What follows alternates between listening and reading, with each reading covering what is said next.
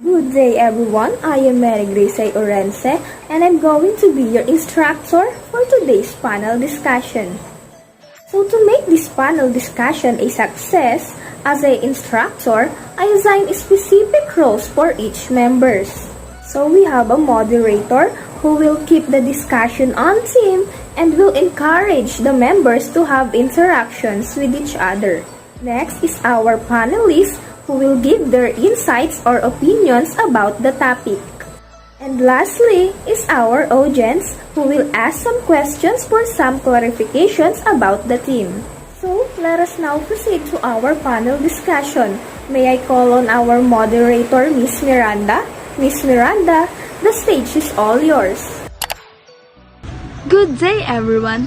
My name is Mary Joy Dizon Miranda and I am your moderator for our panel discussion. We will have a lively exchange of views about how can we make teaching literacy more effective.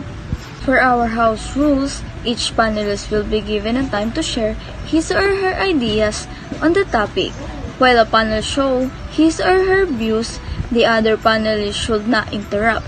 The audience will be given a time to ask their questions only after the panelists share their opinions. To formally introduce to you all our panelists, we have Miss Ara Jane Gonzalez as our first panelist. Second is Miss Margie Casco, to be followed by Miss Giselle Chujanko.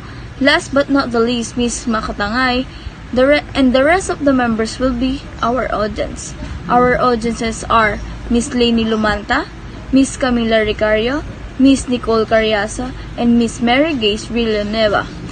The first who will give her views about how can we make the teaching literacy more effective is our first panelist, Miss Ara Jane Gonzalez. The platform is now yours. It is through independent reading. Teaching of literacy is important to all students. There are many strategies that teachers do to make sure that the students are learning. Students need to know on how to read and understand the context of what they read. Teaching of literacy became effective when the teacher asked or talked about what they are doing and thinking by reading aloud. This sample strategy will help the student think and analyze the text. So, by the independent reading for the students is a good strategy. Let them read on their own but still needs the support and guidance of the parents and teachers. When the students are start to read, the parent must help them and correct them when they are wrong. They need a guide, especially when they are pronouncing some words and helping them to understand what they read. Reading once or twice a day will help the children develop their reading skill. Thank you for that, Miss Gonzalez. Next, let us hear our second panelist's insights about the topic. Let us hear your voice, Miss Margie Casco. Teaching literacy can be effective when the outcome or impact in the students are positive. And for me, we can make this possible when we teach our students by integrating reading and writing to enhance them both. We all know that we can get children's attention by giving activities such as games, which they feel enjoyment, challenge, and at the same time, boost their higher order thinking skills. And with those given activities, we can integrate both reading and writing. By that, children may become a better writer and reader. And it is better we future educator with the collaboration to their parents to encourage their children to read and write, because reading can inspire and link to think critically, while writing can improve their grammar, spellings, and construct words and sentences. Hence, reading and writing must be encouraged and integrated to the learners in whatever things they do, not only in school but also in their situation, to provide better learning experiences. Thank you, Miss Casco, for that wonderful insight. Now, let us hear Chujanko's opinion on the importance of why we need to consider the learning linguistic, cultural, and home background for effective of teaching literacy. Well, as a future elementary teacher, it is very important to consider the learner's linguistic, culture, and home background. As we can see nowadays, our educational system has a big change. In the Philippines, mother tongue is a medium of instruction, which means that in every place or school here in the Philippines, they are using different languages. Like in our place in Bislig City, located in Surigao del Sur, they are now using Bisaya as their medium of instruction, and other books are already translated in a Visaya language. So, unlike before, it is recommended in every teacher to use Tagalog and English only. So this means that before teaching or using other languages, it is better or we must first learn our own language, not only for showing respect to our culture, but it is very easy for the children to learn using this. Not only with the language that matters, but all of the aspects that are all connected to our learners. Therefore, we can teach literacy effectively if we first think of our learners. So, the starting point will always be to know our learners first. Brilliant! Now, to our final panelists, let us hear your ideas, Miss Makatangay. Good literacy skills provide us with the building blocks, not just for academic success, but also for fulfilling careers and rewarding lives. And to make teaching literacy effective, teacher must use technology wisely with early literacy development because it will help preparing students to learn on how to be productive and to be literate citizen. Literacy development is no longer relies solely on reading and writing skills, but people must also be literate in technology as well, as it is the right response to this generation's needs, which is also called the computer generations. So combining the two, literacy development and technology makes a better educational sense. Thank you, panelists. We are getting close at the end of our discussion. Let's now take the questions from the audience. For our first questions, it's from Miss Lainey Lumanta. Here is my question. Why is early reading interventions important for children? Thank you for that good question. I do agree that early intervention will really help learner to have a good literacy skill.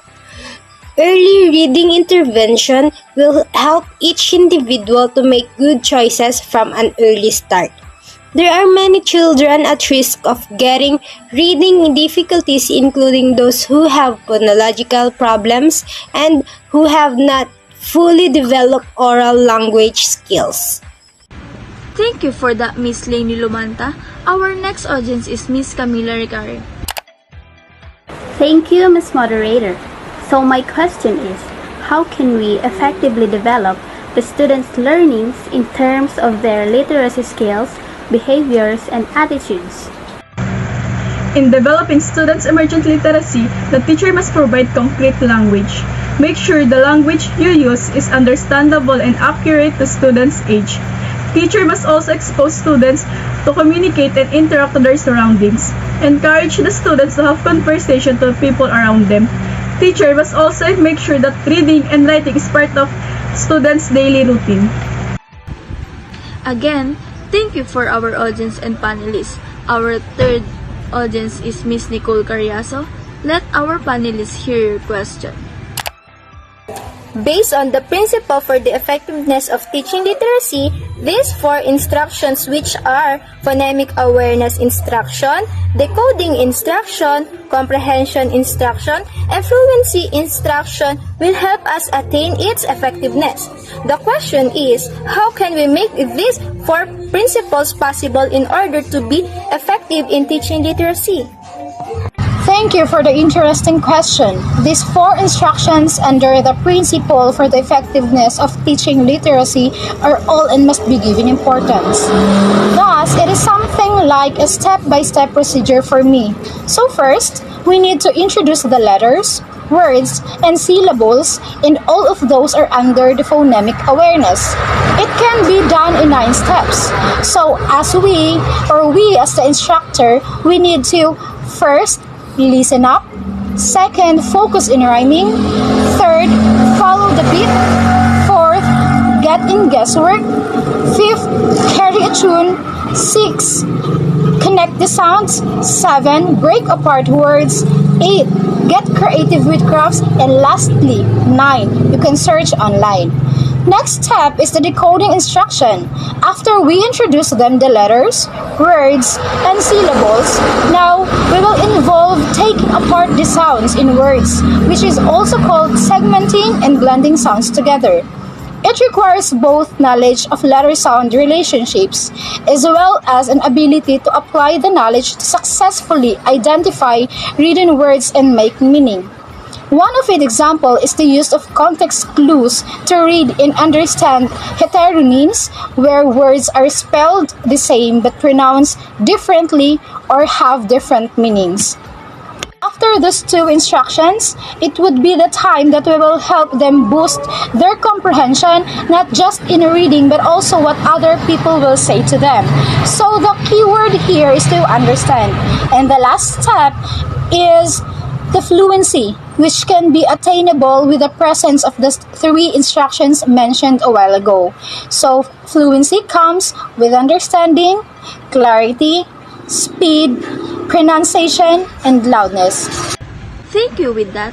Our last question is coming from our audience, who is Mary Grace Villanueva. Here's my question. As a future elementary teacher, what do you think are the values and skills that need in every teacher to be an effective one, especially with teaching literacy?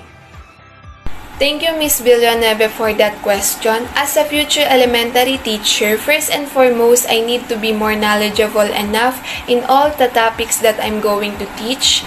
I must possess a higher analytical skills and the ability to orchestrate the many facets of language and learning for me to become an effective one. I must apply all these to myself before teaching others. To develop a good literacy skills, as a teacher, I will encourage my future students to use the text as the springboard for communicating ideas and opinions, to analyze the text as a models of writing activities, and to see how language is used in a context and also to explore the meaning of the words. Thank you for that answer. I really wish that we have more time to explore in our discussion, but we do not have enough time. Nevertheless, what an exciting exchanges of views. I really do hope that our views were able to get some great ideas. Again, thank you for listening. We really do appreciate your interest in this very important topic. Have a good day, everyone! Back to you, Miss Mary Grace Orense, our instructor, for the closing remarks. Thank you, Miss Miranda, for making our panel discussion on theme. So what an informative exchange of views from our panelists and audience. I hope that it will help us to expand our understanding about the strategies on how teaching literacy can be more effective. I hope you enjoy and learn something from our panel discussion. See you to our next panel discussion. Goodbye and thank you.